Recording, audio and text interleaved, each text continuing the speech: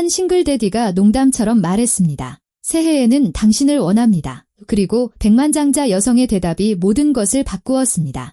당신의 새해 편지를 읽었어요. 오해하셨습니다. 매년 그녀는 직원들의 크리스마스 소원을 들어주었지만 돈으로 살 수 없는 소원들만 들어주었습니다. 국내 최대 기업의 CEO, 모든 것을 가진 그녀는 사람들의 이야기를 들으며 깨달았습니다. 권력이 커질수록 그녀는 더욱 외로워진다는 것을요. 그러던 어느 날 야간 근무를 하는 조용한 싱글데디가 소박한 한마디를 건넸습니다.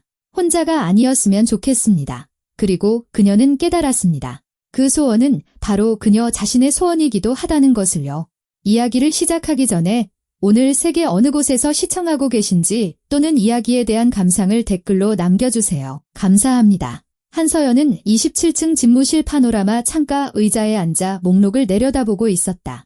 청소부부터 중간 관리자에 이르기까지 회사 여러 부서에서 뽑힌 10명의 이름, 10명의 직원. 매년 12월 중순이 되면 그녀는 이 의식을 치렀다. 사람들을 만나 그들의 소원에 대해 물었다.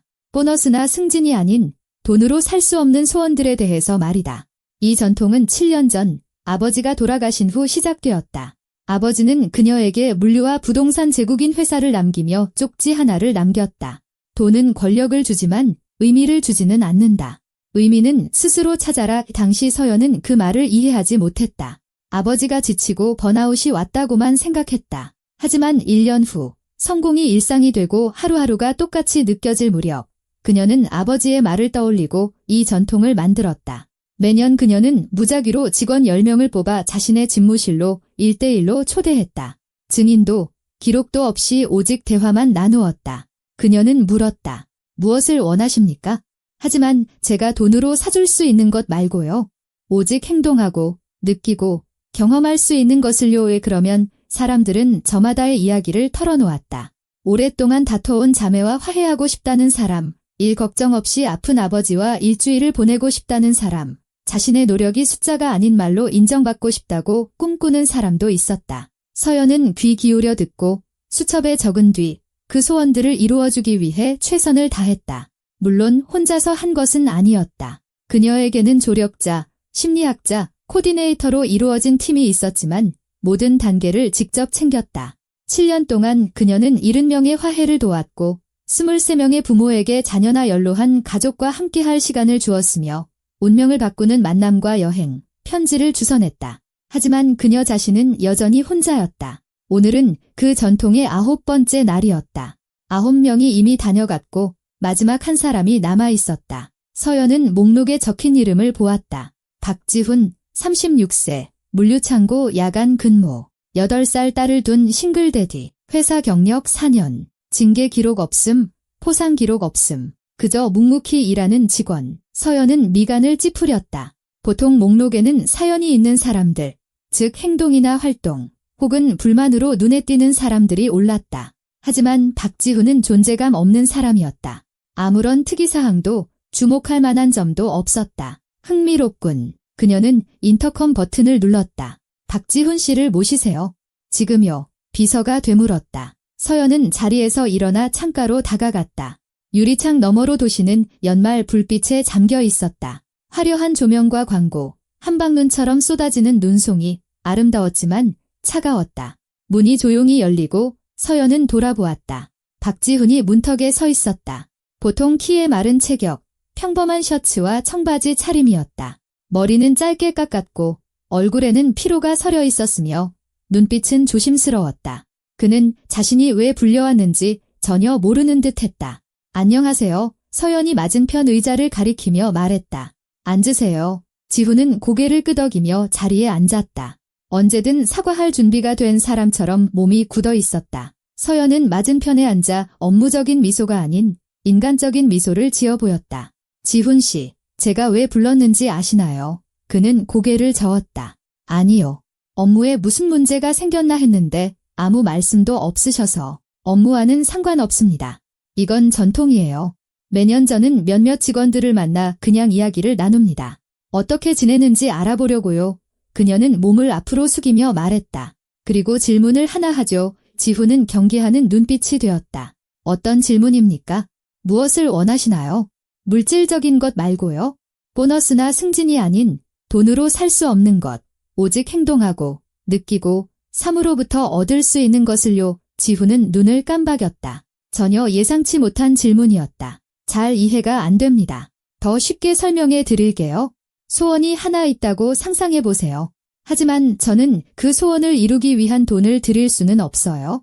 다만 조건을 만들어 드릴 수는 있습니다.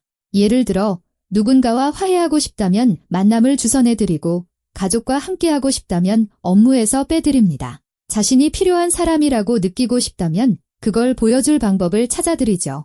이해되시나요? 지훈은 천천히 고개를 끄덕였다. 이해는 됩니다만 왜 이런 일을 하시는 겁니까? 서연은 희미하게 웃었다. 좋은 질문이네요. 솔직히 저도 잘 모르겠습니다. 아마도 제가 숫자와 일하는 것이 아니라 사람과 함께 일한다는 사실을 잊지 않으려는 저만의 노력일 겁니다. 지훈은 생각에 잠겼고 오랫동안 침묵했다. 서연은 재촉하지 않았다. 7년간의 경험으로 그녀는 사람이 오래 생각할수록 더 솔직한 대답이 나온다는 것을 알았다. 마침내 그가 숨을 내쉬었다. 혼자가 아니었으면 좋겠습니다. 그녀는 그 자리에 얼어붙었다. 그 말은 공기 중에 떠 있었다. 단순하고 짧았지만 너무나 무거워서 서연은 가슴이 조여오는 것을 느꼈다. 그게 무슨 뜻이죠? 그녀가 조심스럽게 물었다. 지훈은 시선을 떨궜다. 저는 싱글데디입니다. 낮에 딸 아이와 함께하기 위해 밤에 일합니다. 아이가 학교에 가 있는 동안 저는 잠을 자고요. 저녁에는 아이와 함께 숙제를 하고 저녁을 먹고 잠들기 전에 동화책을 읽어줍니다. 그리고 저는 출근하죠. 아내가 떠난 후 4년 동안 그렇게 살았습니다. 그는 주먹을 꽉 쥐었다. 친구도 없고 친구를 만날 시간도 그럴 기운도 없습니다. 제 딸 유나가 제 전부입니다. 하지만 가끔 유나가 잠들었을 때 부엌에 앉아있으면 깨닫게 됩니다. 저는 완전히 혼자이고 이걸 어떻게 바꿔야 할지 모르겠습니다. 서연은 할 말을 잃고 침묵했다. 7년간의 전통 중 처음으로 만남을 주선하거나 근무를 조정해주는 것으로는 이룰 수 없는 소원을 들었다. 그것은 필요한 존재가 되고 싶고 일과 부모로서의 의무보다 더 큰 무언가의 일부가 되고 싶다는 소원이었다. 지훈 씨, 그녀가 마침내 입을 열었다. 이건 어려운 문제라는 걸 아시겠죠? 제가 그냥 사람을 소개해 드릴 수는 없습니다. 친밀함은 명령으로 생기는 게 아니니까요. 압니다. 그가 조용히 대답했다. 그래서 입 밖으로 꺼낼 생각도 못했습니다.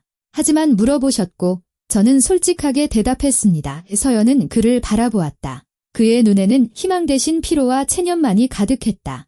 따님에 대해 이야기해 주세요. 그녀가 부탁했다. 지훈은 놀란 듯했다. 유나 말입니까? 네, 그는 조금 긴장을 풀었다. 딸에 대해 이야기할 때 그의 얼굴은 부드러워졌다. 8살입니다. 똑똑하고 착하고 그림 그리기와 책 읽는 걸 좋아해요. 선생님이 되는 게 꿈이고요.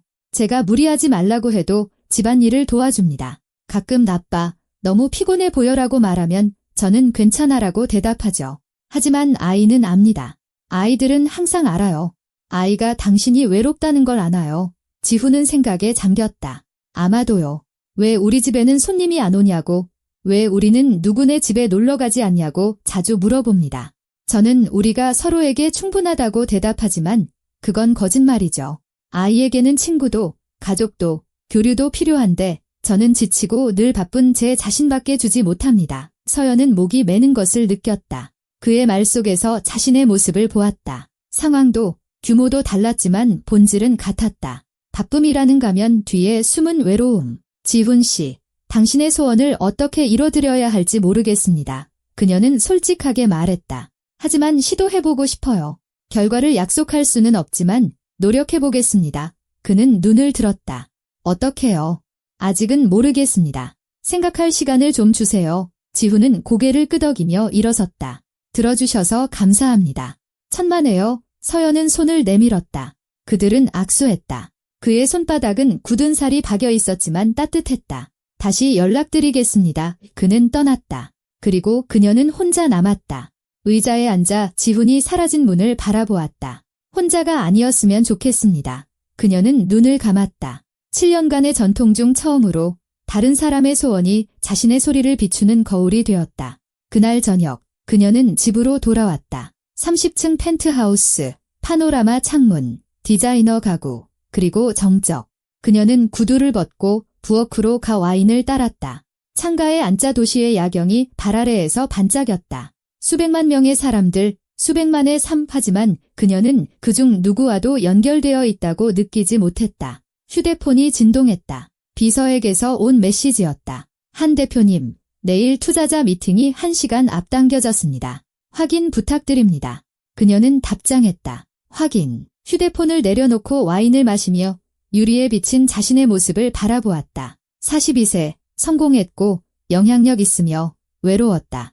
혼자가 아닌 저녁 식사를 한 게 언제였더라. 그녀는 생각했지만 기억나지 않았다. 비즈니스 만찬, 회식, 파트너와의 미팅은 있었지만 누군가와 그저 식탁에 마주 앉아 인생에 대해 이야기한 적은 아주 오래전이었다. 그녀는 지훈을 떠올렸다. 그가 피곤함 속에서도 얼마나 따뜻하고 사랑스럽게 딸에 대해 이야기했는지를.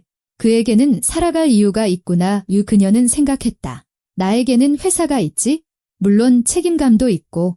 하지만 그건 같지 않아. 서연은 일어나 책장으로 다가가 낡은 앨범을 꺼냈다. 사진들, 가족, 부모님, 어린 시절의 자신, 대학 시절, 첫 직장. 한 사진 속에는 친구들과 함께 있었다. 웃고, 서로 껴안고, 젊고, 걱정 없던 시절. 그들은 지금 어디에 있을까? 서연은 생각했고, 알지 못한다는 것을 깨달았다. 경력이 가장 중요해지면서 10년 전쯤 연락이 끊겼다. 그녀는 앨범을 덮고 제자리에 돌려놓았다. 창가로 돌아와 남은 와인을 마셨다. 지훈 씨 말이 맞아. 그녀는 생각했다. 외로움이란 주변에 사람이 없는 게 아니야. 자기 자신으로 있을 수 있는 사람이 없는 거지. 그녀는 휴대폰을 꺼내 연락처를 열었다. 수백 개의 이름, 비즈니스 파트너, 고객, 동료, 친구는 단 한 명도 없었다. 서연은 휴대폰을 내려놓고 눈을 감았다. 아주 오랜만에 눈물이 나는 것을 느꼈다. 아침에 그녀는 결심과 함께 잠에서 깼다. 그것이 옳은 결정인지는 몰랐지만 시도해야 한다는 것은 알았다. 그녀는 비서에게 전화했다. 박지훈 씨가 여가 시간을 어떻게 보내는지 알아보세요. 취미가 있든 봉사활동을 하든 뭐든지요. 알겠습니다. 이 비서가 대답했다. 1시간 후 답이 왔다. 박지훈 씨는 주말마다 딸과 함께 나눔재단 돈기의 물류창고에 갑니다. 어려운 이웃을 위한 물품 분류를 돕는다고 합니다. 주소 첨부합니다. 서연은 주소를 보았다. 서울 외곽의 공업지대. 한 번도 가본 적 없는 곳이었다. 이제 시작할 때야. 그녀는 생각했다. 토요일 아침, 서연은 평소보다 간소하게 옷을 입었다. 청바지, 스웨터, 패딩 점퍼, 화장도, 장신구도 하지 않았다. 차에 올라 운전해서 갔다. 창고는 낡은 벽돌 건물이었고 페인트가 벗겨져 있었다. 입구에는 차 몇 대가 서 있었고 사람들이 상자를 내리고 있었다. 안에서는 종이 상자와 눅눅한 냄새가 났다. 서연은 안으로 들어가 주위를 둘러보았다. 다양한 연령대의 사람들이 옷, 장난감, 책을 분류하고 있었다. 누군가는 상자를 포장하고 누군가는 망가진 물건을 고치고 있었다. 그리고 저쪽 벽 근처에서 그녀는 지훈을 보았다. 그는 어린이 장난감이 든 상자를 정리하고 있었다. 옆에는 그의 딸인 듯한 여자아이가 서 있었다. 밝은색 머리카락, 진지한 얼굴, 야무진 손놀림. 서연이 다가갔다. 지훈이 고개를 들고 그녀를 보았다. 그는 얼어붙었다. 한 대표님, 그가 놀라서 물었다. 여긴 어쩐 일로? 그녀는 미소 지었다. 무슨 일을 하는지 보러 왔어요. 좀 도와줘도 될까요? 지훈은 당황했다. 물론입니다만, 괜찮으시겠어요? 그럼요. 여자아이가 서연을 호기심 어린 눈으로 쳐다봤다. 안녕하세요.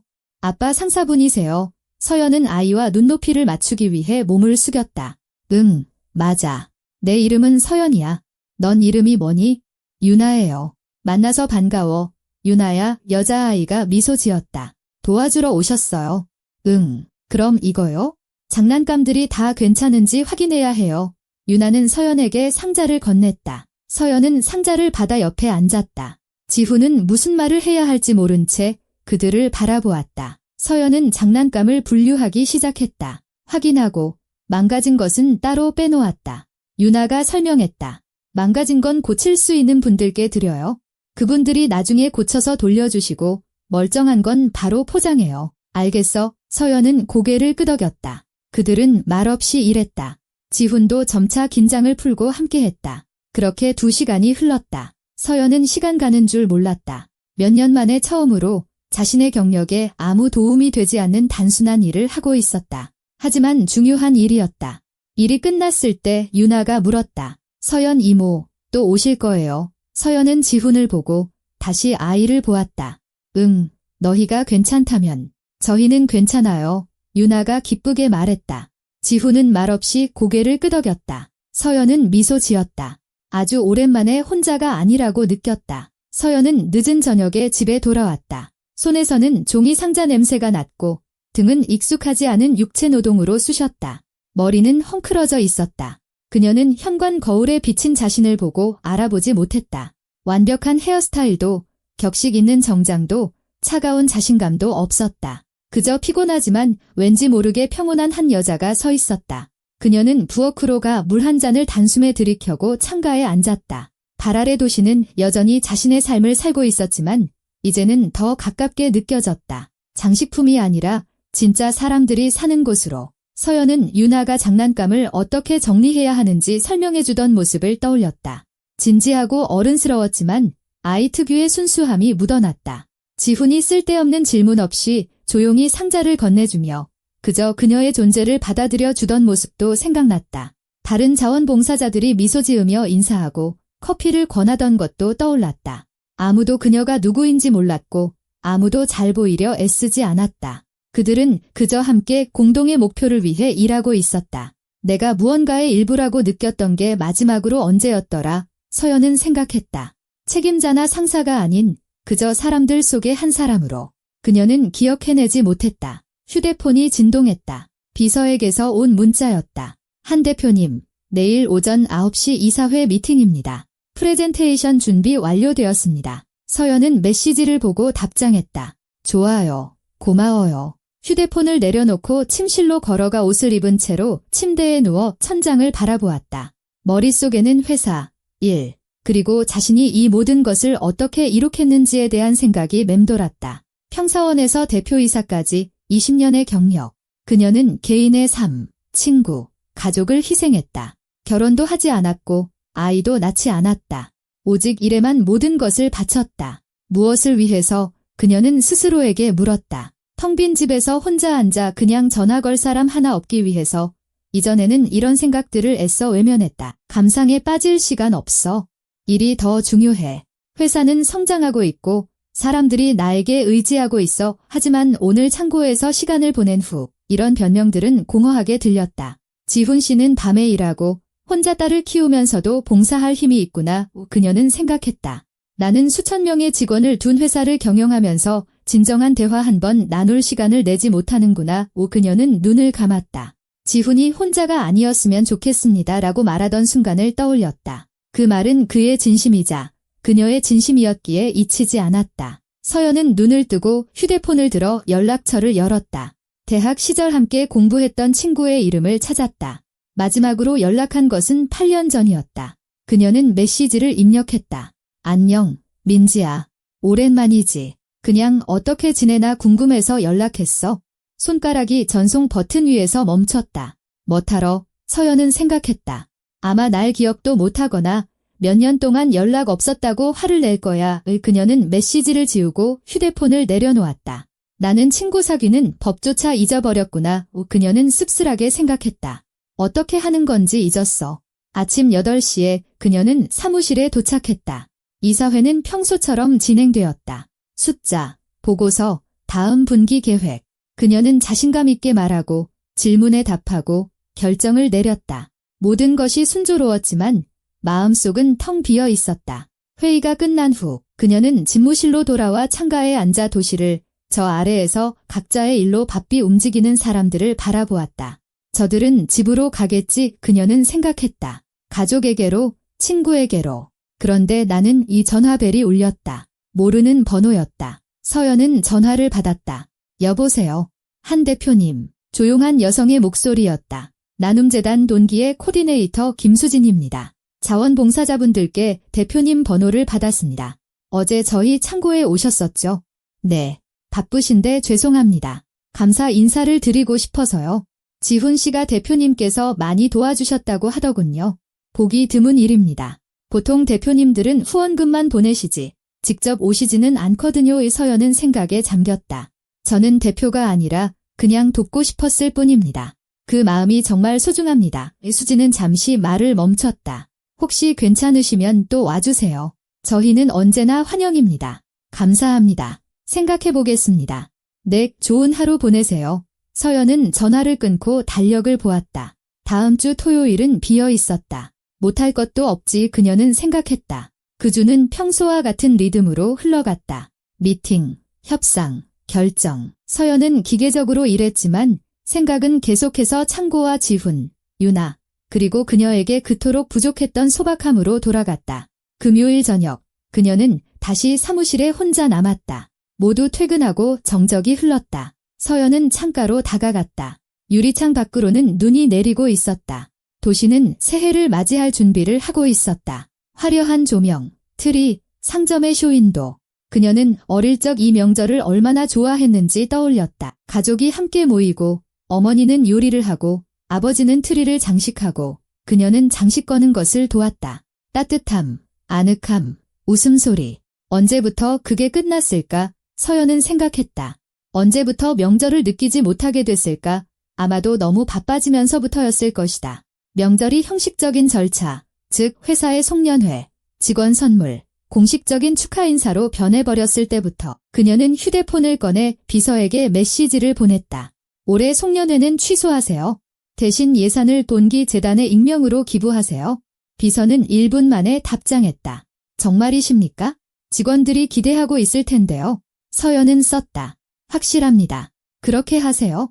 그녀는 집무실에 불을 끄고 엘리베이터를 타고 내려와 밖으로 나섰다. 한방눈이 쏟아져 머리카락에 달라붙고 얼굴에서 녹아내렸다. 서연은 서서 하늘을 바라보았다. 아주 오랜만에 집으로 서두르지 않고 그저 서서 숨을 쉬었다. 옆으로 한 커플이 지나갔다. 젊은 남녀는 손을 잡고 웃고 있었다. 서연은 그들의 뒷모습을 보며 부러움의 따끔함을 느꼈다. 나는 제국을 건설했어. 그녀는 생각했다. 하지만 그들에게 있는 것, 평범한 인간적인 온기가 나에게는 없어. 그녀는 차로 걸어가 운전석에 앉았지만 시동을 걸지 않고 그냥 앉아 있었다. 휴대폰이 진동했다. 모르는 번호로부터 온 문자였다. 한 대표님, 박지훈입니다. 수진 씨에게 번호를 받았습니다. 도움 주셔서 감사했습니다. 유나가 아직도 대표님 이야기를 합니다. 혹시 또 오고 싶으시면 저희는 기쁠 겁니다. 서연은 메시지를 3번이나 다시 읽고 답장했다. 고마워요. 토요일에 갈게요. 메시지를 보내고 시동을 걸어 집으로 향했다. 가는 길에 라디오를 켰다. 젊었을 때 좋아했던 오래된 노래가 흘러나왔다. 서연은 조용히 따라 불렀다. 아주 오랜만에 가벼움과 비슷한 감정을 느꼈다. 토요일 아침, 서연은 다시 창고로 향했다. 이번에는 보온병에 차와 쿠키를 챙겨갔다. 유나가 기쁘게 그녀를 맞았다. 서연 이모, 오셨네요. 약속했으니까. 아이는 그녀의 손을 잡고 안으로 이끌었다. 오늘은 선물 상자를 꾸밀 거예요. 도와주실래요? 물론이지. 지훈은 테이블에서 리본과 포장지를 정리하고 있었다. 서연을 보고 고개를 끄덕였다. 좋은 아침입니다. 안녕하세요. 그들은 몇 시간 동안 일했다. 서연은 리본 묶는 법, 상자 포장하는 법, 카드 붙이는 법을 배웠다. 유나는 참을성 있게 설명해주고 고쳐주고 칭찬해 주었다. 지훈은 말없이 일했지만 그녀는 그가 가끔 자신을 쳐다보는 것을 알아챘다. 호기심이 아닌 무언가 다른 것, 아마도 이해심 같은 것이 담긴 눈빛이었다. 점심시간이 되자 수진이 따뜻한 국을 가져왔다. 모두 긴 테이블에 둘러앉았다. 자원봉사자, 코디네이터, 우연히 돕게 된 사람들. 서연은 유나와 한 할머니 사이에 앉게 되었는데 할머니는 재미있는 인생 이야기를 들려주었다. 모두가 웃고 이야기하며 식사했다. 서연은 조용히 있었지만 마음속 무언가가 녹아내리는 것을 느꼈다. 그녀는 이 사람들을 바라보며 깨달았다. 그들은 그녀의 직함도, 은행 잔고도, 영향력도 모른다. 그들은 그저 서연을 보고 있는 그대로 받아들여주고 있었다. 점심 식사 후 유나가 물었다. 서연 이모, 아이 있으세요? 서연은 순간 멈칫했다. 아니, 없어. 왜요? 지훈이 부드럽게 딸을 제지했다. 유나야, 모든 걸 다 물어보면 안 돼. 괜찮아요. 서연이 조용히 말했다. 시간이 없었어. 일이 모든 시간을 차지했거든. 유나는 생각에 잠겼다. 후회하세요. 서연은 아이를 바라보았다. 진지한 눈, 순수한 궁금증. 가끔 이 그녀는 솔직하게 대답했다. 유나는 고개를 끄덕였다. 그렇구나. 하지만 고칠 수 있어요. 아빠가 그랬어요. 다시 시작하기에 너무 늦은 때란 없다고요. 서연은 미소 지었다. 내 아빠는 현명한 분이시구나. 지훈은 멋쩍어했다. 유나야, 가서 수진 씨 좀 도와드려. 상자 내려야 해. 아이는 달려갔다. 지훈과 서연은 둘만 남았다. 애가 좀 그래서 죄송합니다. 지훈이 말했다. 너무 직설적이라서요. 사과하지 마세요. 아이 말이 맞아요. 서연은 그를 바라보았다. 지훈 씨, 질문 하나 해도 될까요? 물론입니다. 왜 여기에 오세요? 쉬는 날도 거의 없이 일하시잖아요. 왜 봉사활동에 시간을 쓰시는 거죠? 지훈은 생각에 잠겼다. 여기서는 제가 필요한 사람이라고 느끼기 때문입니다. 직장에서 저는 그저 부품일 뿐이에요. 제 일을 하고 월급을 받고 퇴근하죠.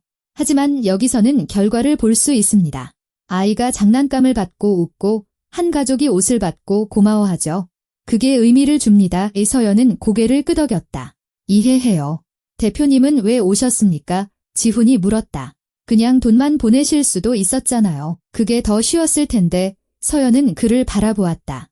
혼자인 게 지쳐서요. 지훈은 침묵했고 잠시 후 조용히 말했다. 그 기분 압니다. 그들은 말없이 앉아 있었다. 밖에서는 눈이 내리고 안은 따뜻했다. 저녁에 서연은 집에 돌아와 소파에 누워 천장을 바라보았다. 아주 오랜만에 공허함을 느끼지 않았다. 그날의 흔적, 함께 시간을 보낸 사람들의 흔적, 온기의 흔적이 남아 있었다. 휴대폰이 진동했다. 지훈에게서 온 문자였다. 와주셔서 감사합니다.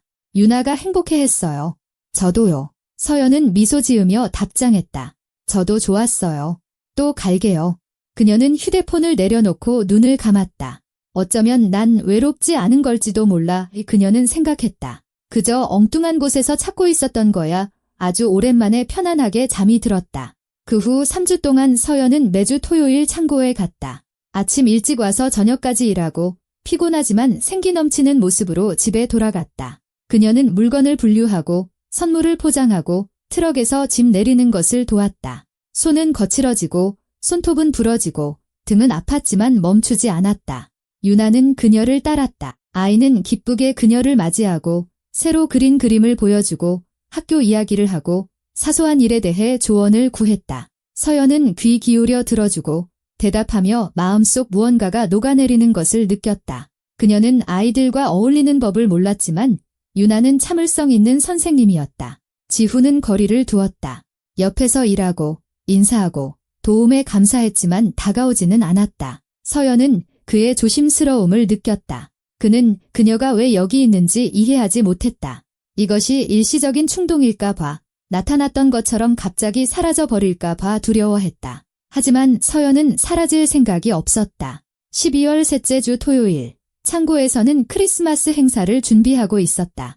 저소득층 가정의 아이들 200명에게 줄 선물을 준비해야 했다. 일은 많고 자원봉사자는 적었다. 서연은 평소보다 일찍 도착했다. 수진이 입구에서 그녀를 맞았다. 서연 씨, 와주셔서 감사해요. 오늘은 힘들 거예요. 자원봉사자 절반이 아파서 못 나왔어요. 괜찮으시겠어요? 괜찮아요. 그들은 안으로 들어갔다. 창고는 상자로 가득 차 있었다. 장난감, 책, 옷, 과자.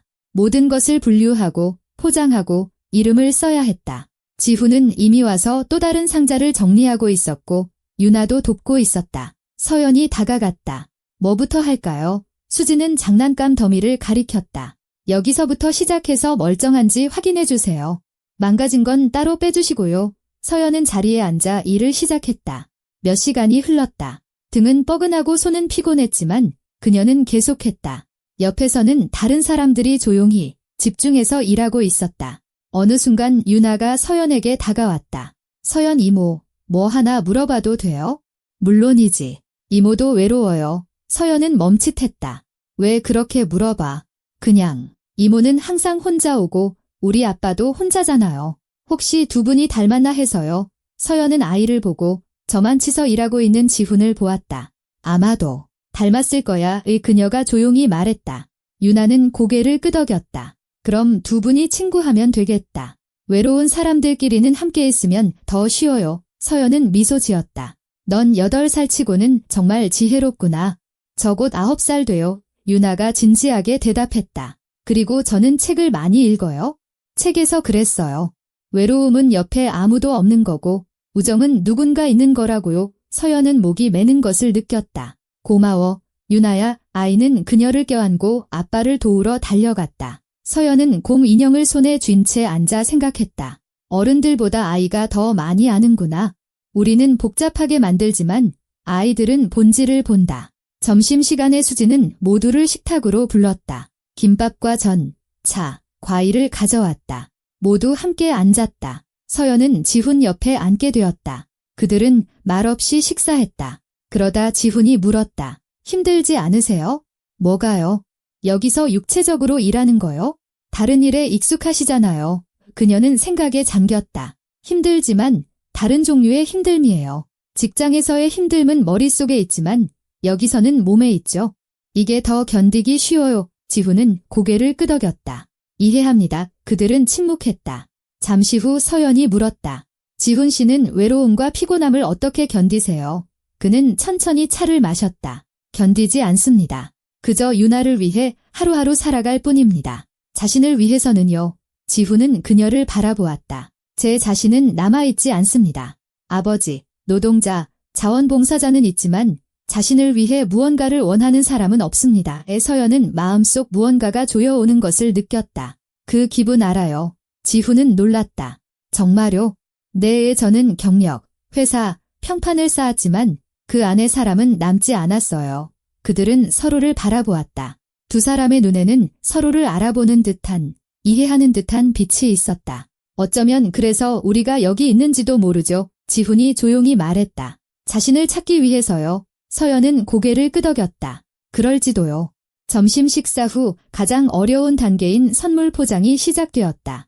아이들이 명절 기분을 느낄 수 있도록 각 상자를 예쁘게 꾸며야 했다. 서연은 서툴고 느리게 작업했다. 리본은 엉키고 매듭은 삐뚤어졌다. 유나가 참을성 있게 고쳐주고 보여주었다. 이렇게요. 먼저 고리를 만들고 매듭을 짓고 그 다음 펴주세요. 서연은 따라하려고 애썼다. 점점 나아졌다. 너는 좋은 선생님이야. 그녀가 말했다. 유나는 활짝 웃었다. 정말요? 저 커서 선생님이 되고 싶어요. 분명 훌륭한 선생님이 될 거야. 아이는 생각에 잠겼다. 서연 이모, 혹시 대표 말고 다른 사람이 되고 싶었던 적 있어요? 서연은 멈칫했다. 아주 오래전에 화가가 되고 싶었어. 왜 안 됐어요? 무서웠어. 그건 진지한 일이 아니라고 경력을 쌓아야 한다고 생각했거든.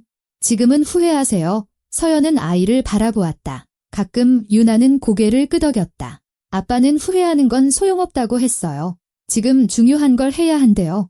내 아빠 말이 맞아. 유나는 미소 짓고는 다시 달려갔다. 서연은 만들다 만 리본을 손에 쥔 채 앉아 있었다. 과거에 대해, 자신이 했던 선택들에 대해, 가지 않았던 길들에 대해 생각했다.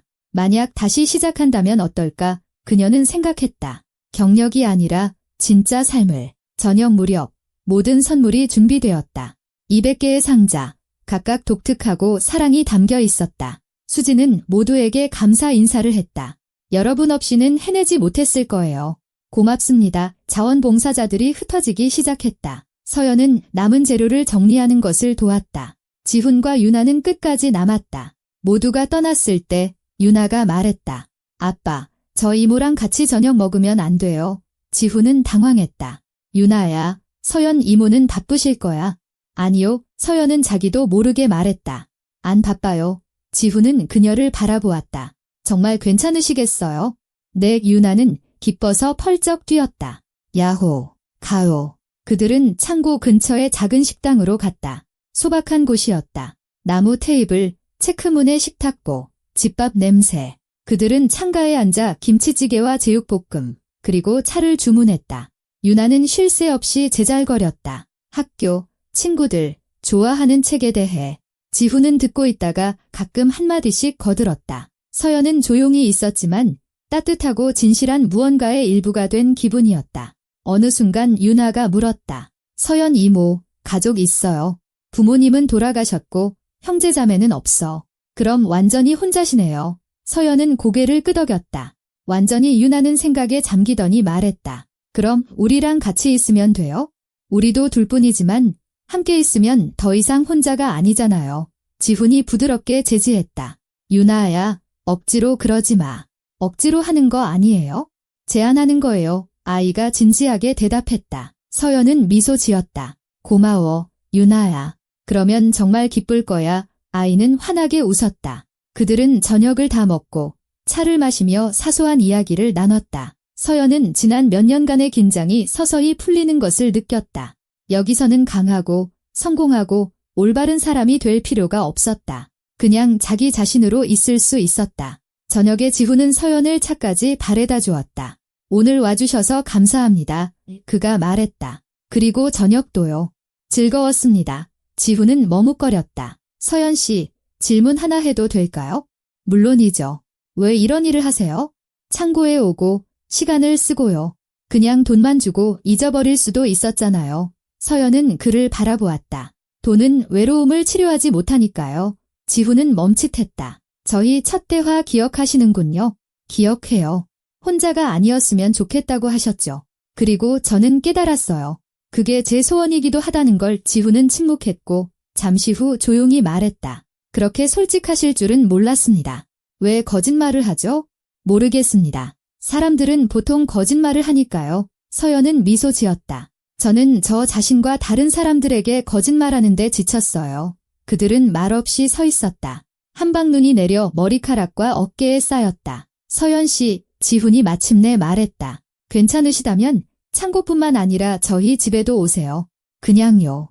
유나가 기뻐할 겁니다. 서연은 마음속에서 온기를 느꼈다. 고마워요. 갈게요. 지훈은 고개를 끄덕였다. 그럼 다음에 봬요? 네. 서연은 차에 올라 손을 흔들고 집으로 향했다. 가는 길에 라디오를 켰다. 크리스마스 노래가 흘러나왔다. 그녀는 조용히 따라 부르며 생각했다.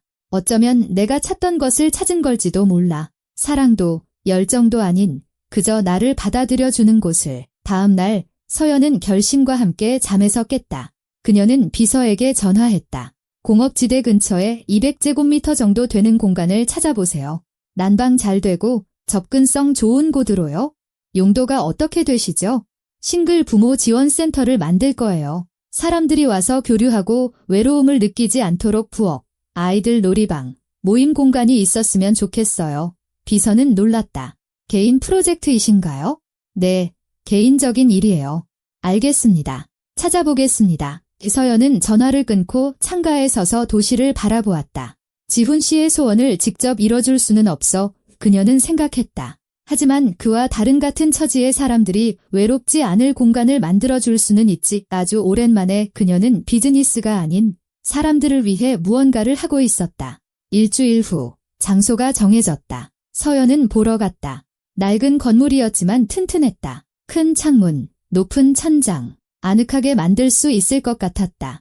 그녀는 인부와 디자이너를 고용하고 가구, 가전제품, 장난감을 구입했다. 작업은 빠르게 진행되었다.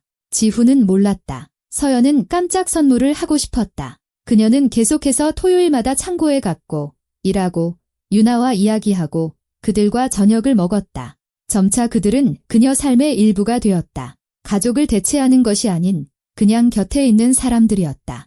지훈은 점점 마음을 열었다. 과거에 대해, 유나가 4살 때 떠난 아내에 대해, 아이와 단둘이 남겨졌을 때 얼마나 무서웠는지, 어떻게 엄마와 아빠 역할을 동시에 하는 법을 배웠는지 이야기했다. 서연은 듣고 판단하지 않고 조언하지 않고 그저 곁에 있어 주었다. 어느 날 지훈이 말했다. 있잖아요. 이렇게 솔직하게 비난받을 걱정 없이 이야기해본 게 정말 오랜만이에요. 저도요. 서연이 대답했다. 그들은 그의 작은 아파트 부엌에 앉아 있었다.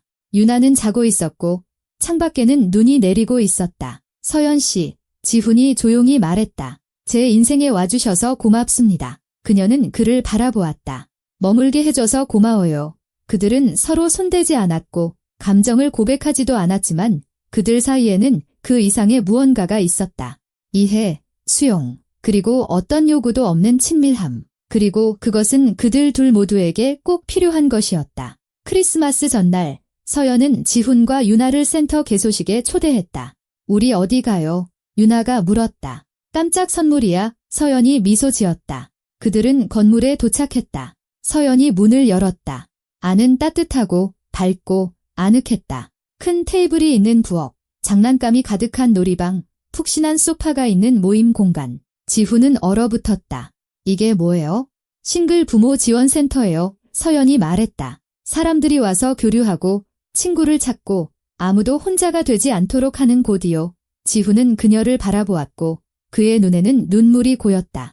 이걸 저 때문에 당신을 위해서, 유나를 위해서, 그리고 우리와 같은 감정을 느끼는 모든 사람을 위해서요. 그는 참지 못하고 그녀를 껴안았다. 서연도 그를 마주 안았다.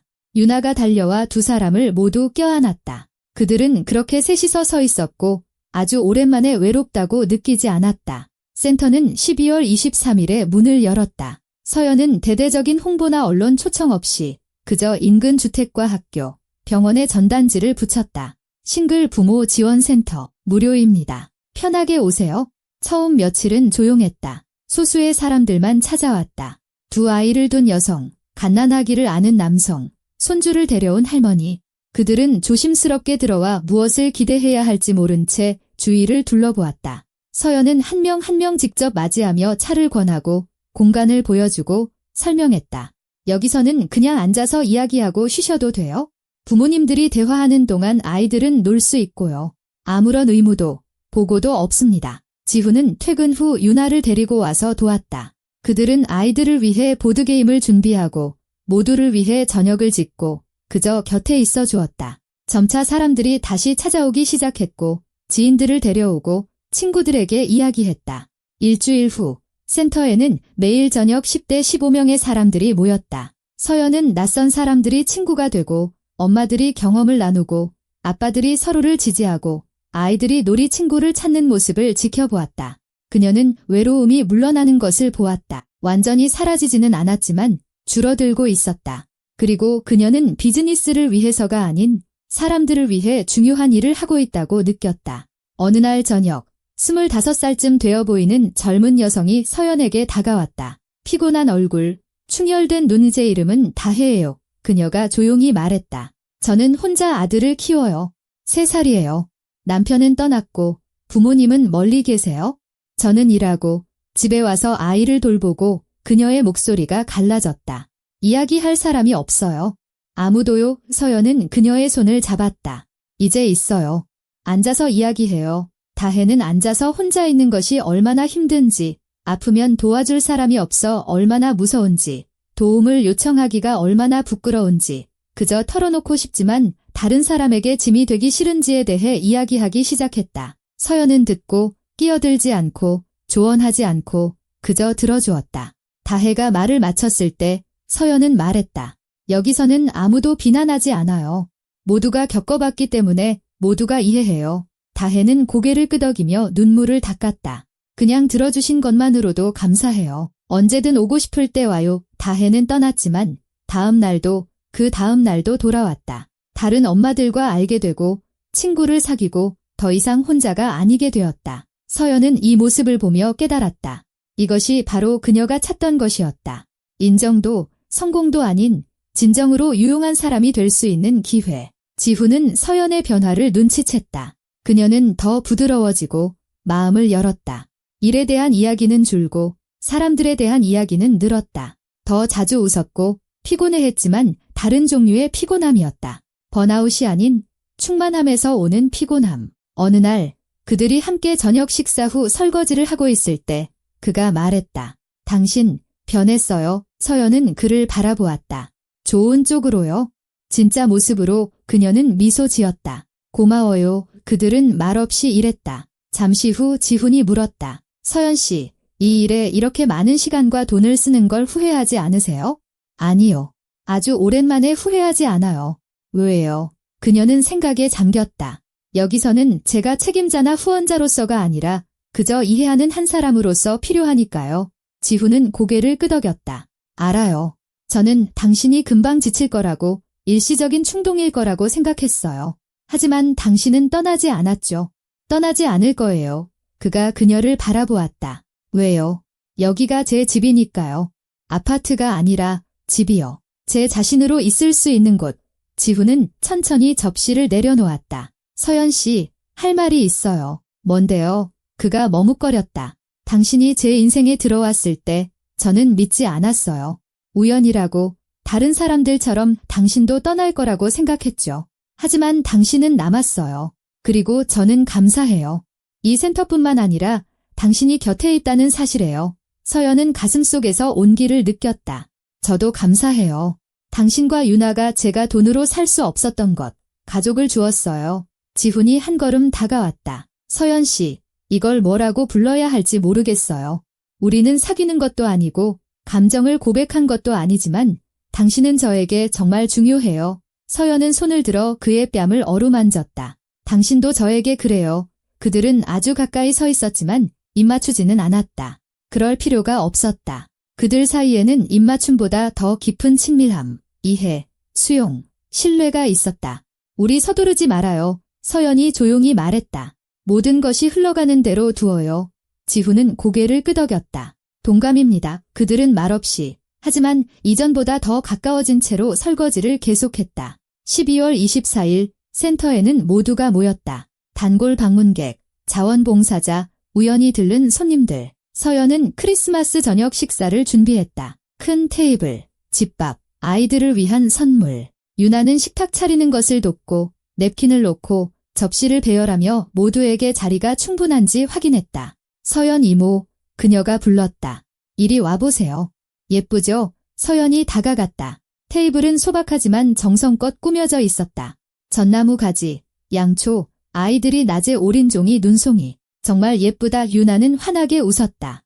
이렇게 모두 함께하는 건 우리의 첫 진짜 파티예요. 서연은 옆에 앉았다. 유나야, 전에는 파티가 없었어. 아이는 생각에 잠겼다. 있었지만 아빠랑 둘뿐이었어요. 그것도 좋지만 외로워요. 하지만 여기는 큰 가족 같아요. 서연은 아이를 껴안았다. 내 말이 맞아? 큰 가족이야. 저녁 식사가 시작되었다. 모두가 테이블에 둘러앉았다. 어른과 아이, 아는 사람과 모르는 사람. 서연은 지훈과 유나 사이에 앉아 사람들을 바라보며 생각했다. 한 달 전 나는 텅 빈 아파트에 혼자 있었는데 지금은 나에게 소중해진 사람들로 둘러싸여 있구나. 아빠들 중 한 명이 잔을 들었다. 이곳을 만들어주고 우리가 더 이상 혼자가 아니게 해준 서연 씨에게 감사 인사를 하고 싶습니다. 모두가 박수를 쳤다. 서연은 멋쩍어했다. 저는 그냥 공간만 제공했을 뿐이에요. 나머지는 모두 여러분이 하셨습니다. 아니에요. 다혜가 반박했다. 당신은 그 이상을 주셨어요. 희망을 주셨죠. 서연은 눈시울이 뜨거워지는 것을 느끼며 일어섰다. 저를 받아주시고 진정한 무언가의 일부가 될 수 있게 해주신 여러분 모두에게 감사합니다. 모두가 다시 박수를 쳤다. 저녁 식사는 계속되었다. 웃음소리, 대화, 아이들의 제잘거림. 서연은 앉아서 모든 순간을 마음속에 담았다. 지훈이 조용히 물었다. 행복해요. 네, 그녀가 대답했다. 아주 오랜만에요. 저녁 식사 후 아이들은 선물을 받았다. 유나가 상자를 나눠주며 이름을 불렀다. 모든 아이가 기뻐하고 감사하고 부모님을 껴안았다. 서연은 보면서 어릴 적 자신을 떠올렸다. 새해를 어떻게 기다렸는지, 기적을 어떻게 믿었는지, 그러다 어른이 되고 냉소적으로 변하고 기적에 대해 잊어버렸다. 하지만 지금 그 기적들이 마법의 형태가 아닌 평범한 인간적인 온기의 형태로 돌아왔다. 유나가 서연에게 다가와 작은 상자를 내밀었다. 이건 이모 거예요. 서연은 놀랐다. 내 거. 네, 제가 직접 만들었어요. 서연이 상자를 열었다. 안에는 구슬 팔찌가 들어있었다. 소박하고 아이들 작품이었지만 사랑으로 만들어진 것이었다. 유나야, 정말 멋지다. 정말요? 정말이야. 고마워. 아이는 그녀를 껴안았다. 이제 이모는 내 사람이에요. 그녀가 속삭였다. 엄마처럼요? 완전히는 아니지만 그냥 내 사람. 서연은 심장이 조여오는 것을 느끼며 아이를 꼭 껴안았다. 너도 내 사람이야. 지훈은 눈시울이 붉어진 채 그들을 바라보았다. 그가 다가와 두 사람을 모두 껴안았다. 주변에서 파티가 계속되는 동안 그들은 그렇게 셋이서 서 있었다. 늦은 밤, 손님들이 흩어지고 서연과 지훈, 유나만 남았다. 그들은 테이블을 치우고 설거지를 하고 의자를 정리했다. 유나는 피곤해서 소파에서 잠이 들었다. 서연은 담요를 덮어주었다. 지훈은 옆에 앉았다. 오늘 좋은 하루였어요. 정말요. 그들은 침묵했다. 잠든 아이를 바라보았다. 서연 씨, 지훈이 조용히 말했다. 저는 당신이 나를 구해주길 바라지 않았어요. 그냥 누군가가 곁에 있고 싶어 하길 바랐을 뿐이에요. 서연은 그에게로 돌아섰다. 나도 마찬가지였어요. 영웅도 이상형도 아닌 그저 있는 그대로의 나를 받아줄 사람을 원했어요. 지훈은 그녀의 손을 잡았다. 내 소원은 당신 덕분에 이루어졌어요. 서연은 그의 손가락을 꽉 쥐었다. 내 소원도 당신 덕분에요. 그들은 손을 잡고 앉아 깨달았다. 이것은 로맨스의 시작이 아니라 그들이 스스로 선택한 가족이라는 더 큰 무언가의 시작이었다. 밤에 서연은 집에 돌아와 침대에 누웠다. 유나가 선물한 팔찌를 차고 천장을 바라보았다. 나는 의미를 찾고 있었어. 그녀는 생각했다. 그런데 집을 찾았네. 휴대폰이 진동했다. 지훈에게서 온 문자였다. 오늘 고마웠어요. 잘 자요. 서연은 미소 지으며 답장했다. 당신도요. 내일 봐요. 그녀는 불을 끄고 눈을 감았다. 아주 오랜만에 외롭지 않게 잠이 들었다. 곁에는 그녀가 사랑하고 그녀를 사랑하는 사람들이 있었다. 그리고 그것이 그녀에게 필요한 전부였다. 크리스마스 아침. 서연은 전화벨 소리에 잠에서 깼다. 지훈 씨, 좋은 아침이에요. 저랑 유나가 아침 식사에 초대하고 싶은데 시간 괜찮으세요? 서연은 미소 지었다. 괜찮아요. 1시간 안에 갈게요. 그녀는 옷을 입고 전날 구운 파이를 들고 그들에게로 향했다. 지훈의 아파트는 작지만 아늑했다. 유나가 술록 무늬 잠옷을 입고 문에서 맞았다. 서연 이모, 메리 크리스마스. 너도. 아각. 그들은 부엌으로 들어갔다. 식탁은 소박하게 차려져 있었다. 팬케이크, 잼, 차, 하지만 집 냄새가 났다. 셋이서 앉아 먹고 이야기하고 웃었다. 어느 순간 유나가 말했다. 있잖아요. 아무도 혼자 밥 먹으면 안 돼요. 특히 명절에는요. 지훈과 서연은 서로를 쳐다보았다. 내 말이 맞아. 서연이 조용히 말했다. 유나는 진지하게 고개를 끄덕였다. 그래서 우리는 이제 항상 함께 할 거죠. 그렇죠. 지훈은 서연을 바라보았고 그녀는 고개를 끄덕였다. 그럼. 아침 식사 후 유나는 놀러 달려갔다. 지훈과 서연은 부엌에 남았다. 저는 구원받고 싶지 않았어요. 그가 조용히 말했다. 그저 누군가가 진심으로 곁에 있고 싶어 하길 바랐을 뿐이에요. 서연은 그의 손을 잡았다. 내 소원도 같았어. 그리고 이루어졌지. 지훈은 그녀의 손가락을 꽉 쥐었다. 고마워요. 뭐가요? 내 인생에 와서 머물러줘서요. 서연은 미소 지었다. 나를 받아줘서 고마워요. 그들은 손을 잡고 앉아 깨달았다. 이것은 이야기의 끝이 아니었다. 있는 그대로의 자신으로 살 수 있는 진짜 삶의 시작이었다. 저녁에 그들 셋은 센터로 갔다. 그곳에는 방문객, 자원봉사자, 친구들 모두가 모여 공동의 명절 저녁 식사를 하고 있었다. 서연은 사람들을 보며 생각했다. 한 달 전 나는 혼자였는데 지금은 피가 아닌 선택으로 맺어진 가족에게 둘러싸여 있구나. 다해가 다가와 그녀를 껴안았다. 모든 것에 감사해요. 다른 사람들도 다가와 감사하고 껴안았다. 서연은 성공에서 오는 온기가 아닌 소속감에서 오는 온기를 느꼈다. 늦은 저녁, 모두가 흩어진 후 지훈, 유나, 서연은 텅 빈 홀에 앉아 있었다. 유나는 소파에서 잠이 들었고 서연은 아이를 덮어주었다. 아이가 행복해해요. 지훈이 말했다. 나도요. 그는 그녀를 바라보았다. 서연 씨, 앞으로 어떻게 될지는 모르겠지만 당신이 우리와 함께 했으면 좋겠어요. 손님이 아니라 가족의 일부로요. 서연은 눈시울이 뜨거워지는 것을 느꼈다. 나도 그걸 원해요. 그들은 서로를 껴안고 그저 서로에게 기댄 채 서 있었다. 서연은 새벽녘에 집에 돌아와 누워서 눈을 감았다. 유나의 말을 떠올렸다. 아무도 혼자 밥 먹으면 안 돼요? 나는 더 이상 혼자가 아니야. 그녀는 생각했다. 나에게는 가족이 있어? 완벽하지는 않지만 진짜 가족이. 휴대폰이 진동했다. 지훈에게서 온 문자였다. 당신은 영원히 우리의 일부야. 서연은 답장했다. 당신들도 내 일부예요. 그녀는 손목에 찬 유나의 팔찌를 보며 미소 지었다. 아주 오랜만에 아파트가 아닌 삶 속에서 집에 있는 기분을 느꼈다. 그녀는 경력을 쌓았지만 의미를 찾았다. 성공을 좇았지만 가족을 얻었다. 그녀는 혼자가 아니길 바랐고 그 소원은 무언가를 사서가 아니라 곁에 있기로 선택함으로써 이루어졌다.